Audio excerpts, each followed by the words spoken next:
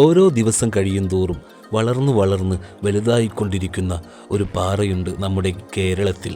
അത് ഒരു ഇസ്ലാമിക തീർത്ഥാടന കേന്ദ്രം കൂടിയാണ്. ജാതി മതഭേദമന്യേ എല്ലാ ആളുകൾക്കും അവിടെ പോകുവാനും കഴിയും. ഇവിടെ എത്തുന്ന ഇസ്ലാം മതവിശ്വാസികൾക്ക് വേണ്ടി അവിടെ നമസ്കാരത്തിനുള്ള പ്രത്യേക സൗകര്യങ്ങളും ചെയ്തിട്ടുണ്ട്. ഹിജ്റ വർഷം AD 569 അഫ്ഗാനിസ്ഥാനിലെ ഖുറാസാൻ പ്രവിശ്യയിൽ ജനിച്ച ഷേഖ് ഫരീദുദ്ദീൻ വലിയുല്ലാഹി കുറേ കാലം നമസ്കാരം നടത്തിയിരുന്ന സ്ഥലമായിരുന്നു ഈ പാറ. അദ്ദേഹം നമസ്കാരം നടത്തിയിരുന്ന കാലത്ത് ഇത് വെറുമൊരു ചെറിയൊരു പാറയായിരുന്നു. പിന്നീട് വളർന്ന് കാലങ്ങൾക്ക് ശേഷം അത് തങ്ങൾ പാറ എന്ന പേരിൽ അറിയപ്പെട്ടു. ചെറുപ്പത്തിലെ പിതാവ് മരണപ്പെട്ട് മാതാവിൻ്റെ സംരക്ഷണത്തിൽ വളർന്ന ഷേഖ് ഫരീദുദ്ദീൻ വലിയുല്ലാഹി അദ്ദേഹത്തിൻ്റെ 7ാമത്തെ വയസ്സിൽ അദ്ദേഹം ഖുർആൻ മനഃപ്പാഠമാക്കിയെന്നാണ് പറയപ്പെടുന്നത്.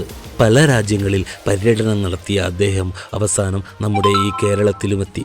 മലപ്പുറത്തെ പൊന്നാനിയിൽ അദ്ദേഹം ദീർഘനാൾ താമസിച്ചതായി അറിയപ്പെടുന്നു. ഫരീദുദ്ദീൻ ജീവിച്ചിരുന്ന സമയത്ത് അദ്ദേഹത്തിൽ നിന്നും ഒരുപാട് അത്ഭുത കാര്യങ്ങൾ സംഭവിച്ചിട്ടുണ്ട് എന്നാണ് വിശ്വാസികൾ പറയപ്പെടുന്നത്.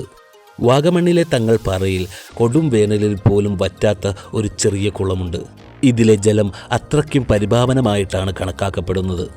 വളരെയധികം നിശബ്ദത പാലിച്ചു വേണം മഖാമിലേക്ക് പോകുവാൻ.